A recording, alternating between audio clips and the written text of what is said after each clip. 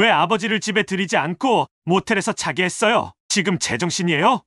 아니, 이 사람이 갑자기 들어와서 큰 소리는. 며느리 집에 왔으면 예의가 있어야지. 예의요? 어머니, 여기 제 집이에요.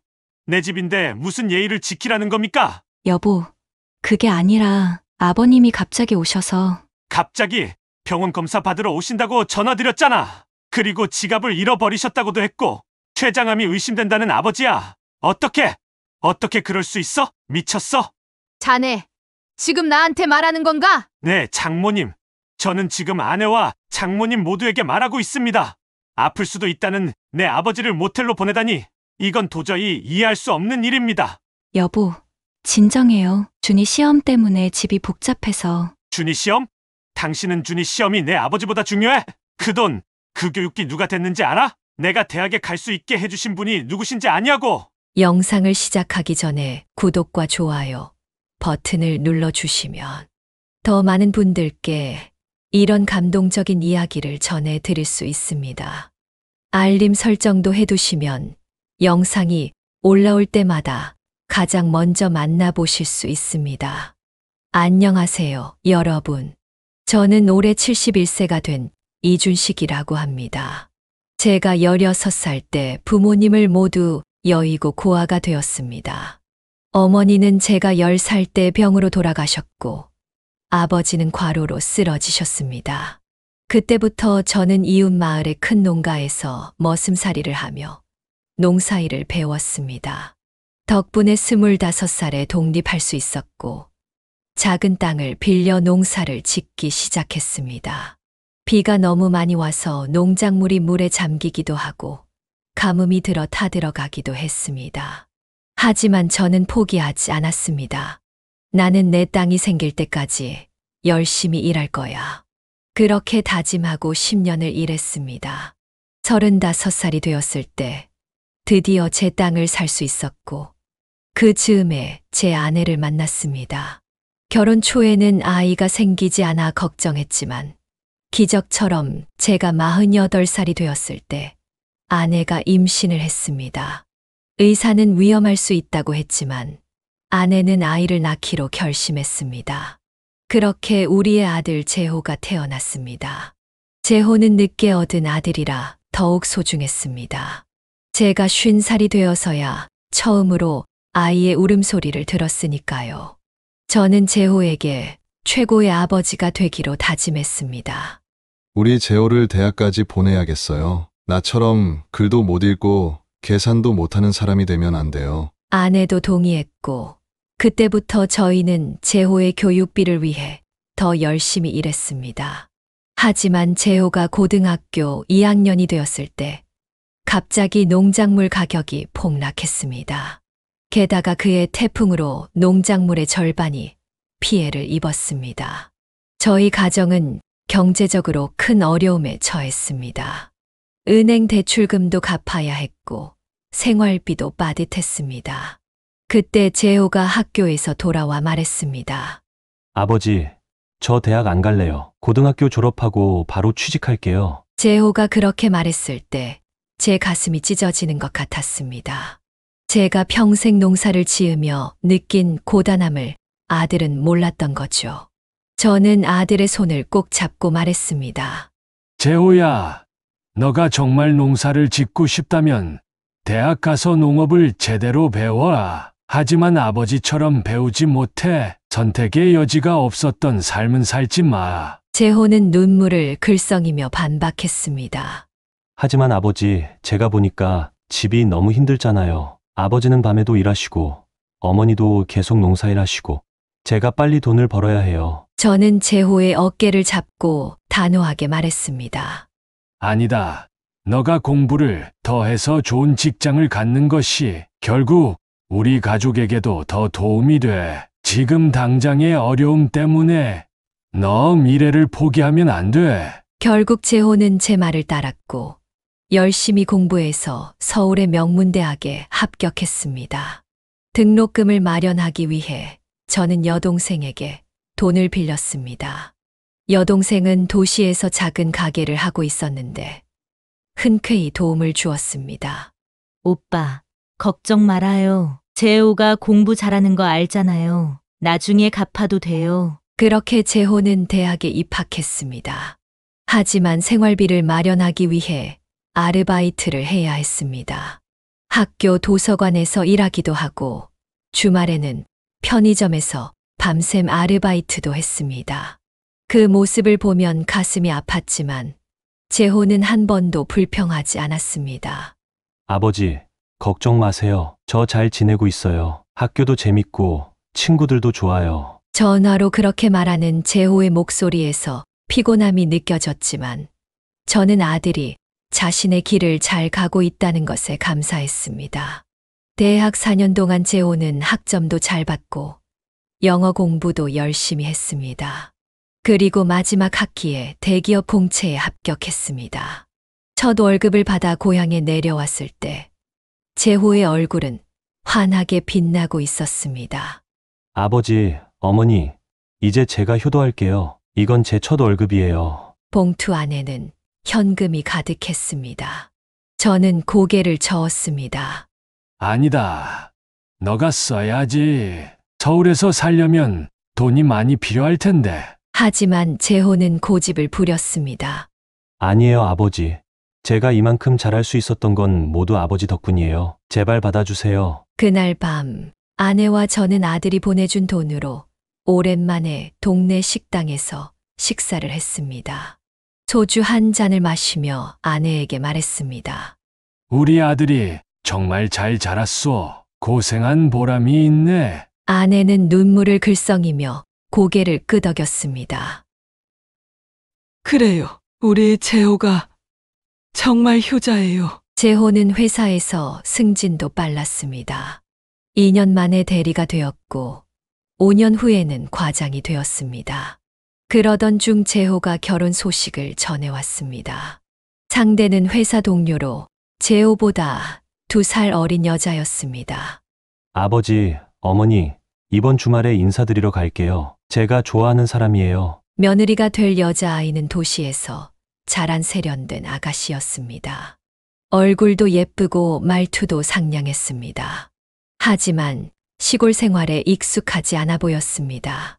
우리 집에 온 첫날 화장실이 밖에 있다는 것에 놀라기도 했고 마당에 있는 닭들을 무서워했습니다.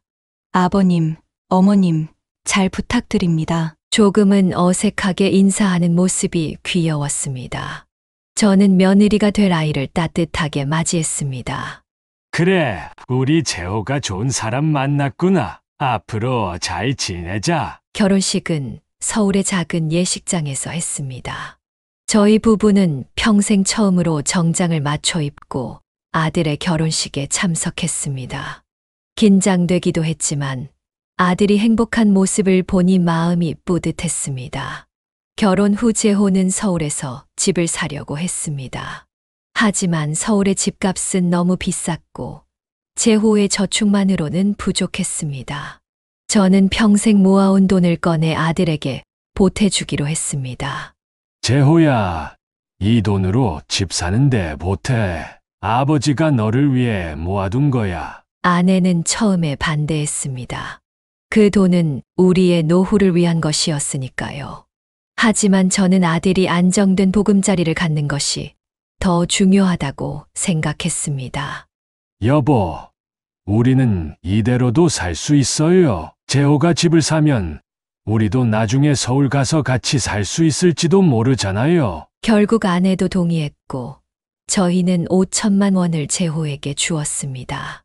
재호는 그 돈으로 서울의 작은 아파트를 계약금을 마련했습니다. 집들이 날 재호는 저희를 초대했습니다. 아버지, 어머니, 이 집은 아버지 덕분에 살 수 있었어요. 정말 감사해요. 집은 작았지만 깨끗하고 아늑했습니다. 재호와 며느리가 함께 살 공간이라고 생각하니 마음이 뿌듯했습니다. 그리고 재호가 결혼한 지 2년 뒤 재호 부부 사이에 아들이 태어났습니다. 저희에게는 첫 손자였습니다. 손자가 태어났다는 소식을 들었을 때 저는 병원으로 달려갔습니다. 작고 빨간 아기를 보는 순간 눈물이 났습니다. 재호야, 너의 아들이구나. 진짜 내 손자구나. 손자 준이는 건강하게 자랐고 이제 초등학교에 다니고 있습니다. 똑똑하고 활발한 아이로 할아버지인 저를 무척 따릅니다. 제가 서울에 가면 항상 달려와 안깁니다. 세월이 흘러 저는 어느덧 어른이 되었습니다. 나이가 들면서 건강도 점점 안 좋아졌습니다. 특히 복통이 심해 동네 병원을 다니게 됐는데 의사 선생님께서 췌장암 가능성이 있다며 큰 병원에서 정밀 검사를 받아보라고 하셨습니다. 아버지, 서울 와서 검사 받으세요. 제가 큰 병원 예약해 드릴게요. 재호가 전화로 그렇게 말해서 저는 아내와 함께 서울로 올라갔습니다. 검사는 다행히 별 이상이 없다는 결과가 나왔습니다. 그날 집에 돌아가려고 터미널에 갔는데 갑자기 지갑이 없어진 것을 알게 됐습니다. 여보, 지갑이 없어졌어요. 제 아내는 당황했습니다. 귀가할 버스표도 살 수 없었고 돈도 없었으니까요. 저희는 어쩔 수 없이 재호에게 전화를 걸었습니다. 재호야, 미안하다. 아버지가 지갑을 잃어버렸구나. 오늘 하룻밤만 너희 집에서 자고 내일 아침에 돌아가면 안 될까? 네, 아버지 그러세요. 근데 잠시만요. 전화 너머로 재호와 며느리가 이야기하는 소리가 들렸습니다. 무슨 말인지는 정확히 들리지 않았지만 뭔가 언쟁을 하는 것 같았습니다. 잠시 후 재호가 다시 전화를 받았습니다. 아버지, 주소 알려드릴게요. 여기로 오세요. 저희는 재호가 알려준 주소로 찾아갔습니다. 문을 연 건 며느리였습니다. 표정이 그리 밝지 않았지만 일단 저희를 맞이했습니다. 어서 오세요, 아버님. 집 안으로 들어서자 며느리의 어머니도 계셨습니다. 며느리의 어머니는 저희를 보더니 인사도 없이 방으로 들어가 버렸습니다. 뭔가 분위기가 이상했습니다. 아버님, 실은 오늘 우리 애가 중간고사 준비 중이라서요. 그리고 제 어머니도 오셔서 집이 좀 복잡해요. 며느리가 말했습니다. 저는 괜찮다고 거실에서라도 자겠다고 했습니다. 그런데 며느리는 갑자기 지갑에서 돈을 꺼내 저에게 내밀었습니다. 아버님, 이 돈으로 근처 모텔에서 하룻밤 주무시고 내일 아침에 버스 타세요. 죄송해요. 정말 집이 복잡해서. 순간 저는 말문이 막혔습니다. 제 아내는 옆에서 얼굴이 새빨개졌습니다. 하지만 저는 아들의 가정에 문제를 일으키고 싶지 않았습니다. 조용히 돈을 받고 나오려는데 며느리가 10장의 10,000원짜리를 제 손에 쥐어줬습니다. 10만 원이었습니다. 괜찮다. 집에 가는 버스비는 있으니까 염려하지 마렴. 저는 그렇게 말하고 아내의 손을 잡고 집을 나왔습니다. 아내는 화가 나서 몇 번이나 뒤돌아가자고 했지만 저는 그저 묵묵히 걸었습니다. 근처 모텔을 찾아 방을 잡았습니다. 여보, 우리가 뭘 잘못했지? 어떻게 이럴 수 있어? 아내가 울면서 물었습니다. 저는 아내의 손을 잡고 위로했습니다. 괜찮아. 젊은 사람들은 바쁘니까 이해해야지. 그렇게 말했지만 사실 저도 마음이 아팠습니다. 제가 아들에게 보태준 돈으로 산 집인데 하룻밤도 묵을 수 없다니. 하지만 그런 생각은 곧 지웠습니다. 자식은 자식대로의 삶이 있는 법이니까요. 저는 아내한테 아들에게 전화하지 말라고 신신당부했습니다. 하지만 아내는 제가 잠든 사이에 몰래 재호에게 전화를 했던 것 같습니다. 다음 날 아침 모텔 방문을 세게 두드리는 소리에 잠에서 깼습니다. 아버지, 문 열어주세요. 재호의 목소리였습니다. 문을 열자 재호가 서 있었습니다. 얼굴이 붉게 상기되어 있었고 숨을 헐떡이고 있었습니다. 아버지, 어머니 정말 죄송합니다. 어떻게 이런 일이. 제가 모텔로 모시러 왔어요. 지금 당장 집으로 가시죠. 재호는 우리의 짐을 챙겨 차에 실었습니다. 차 안에서 재호는 계속해서 사과했습니다. 어머니가 어젯밤에 전화하셔서 상황을 알게 됐어요. 제가 늦게 퇴근해서 몰랐습니다. 정말 죄송합니다. 아버지. 저는 괜찮다고 이해한다고 말했지만 재호는 고개를 세차게 저었습니다. 아닙니다, 아버지.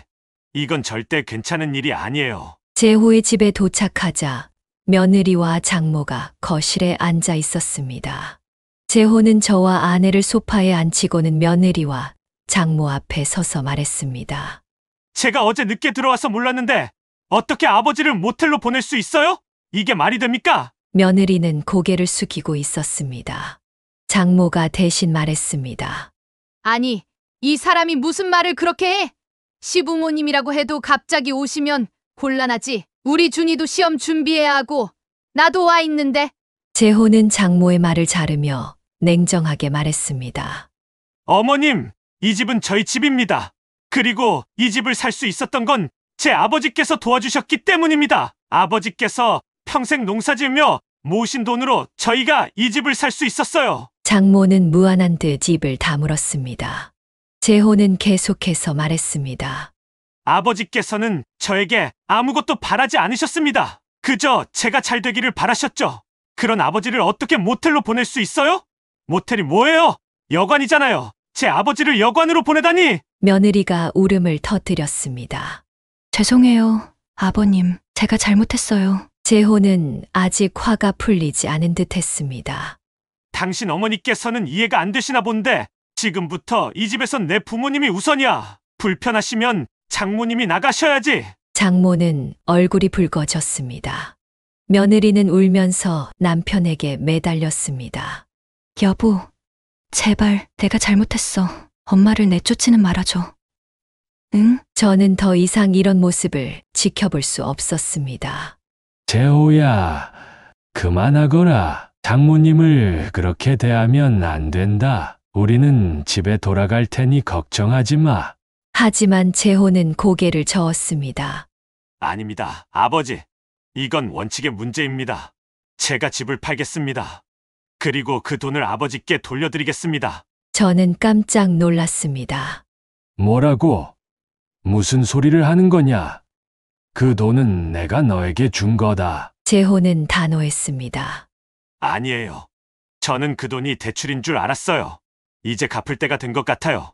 집을 팔고 아버지께 돈을 돌려드리겠습니다. 장모와 며느리는 놀란 표정이었습니다. 저는 아들의 팔을 잡았습니다.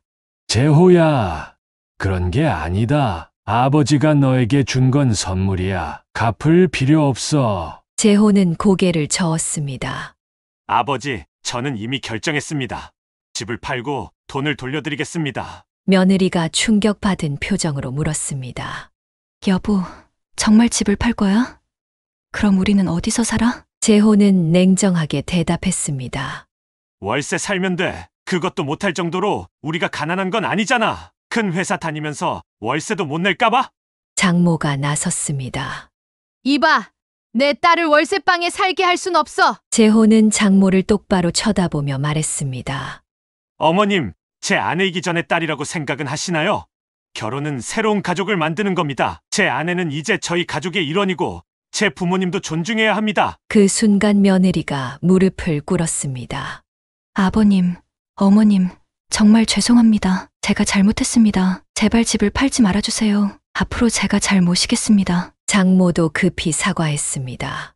아이고, 죄송합니다. 제가 정신이 없었네요. 시부모님을 어떻게 그렇게.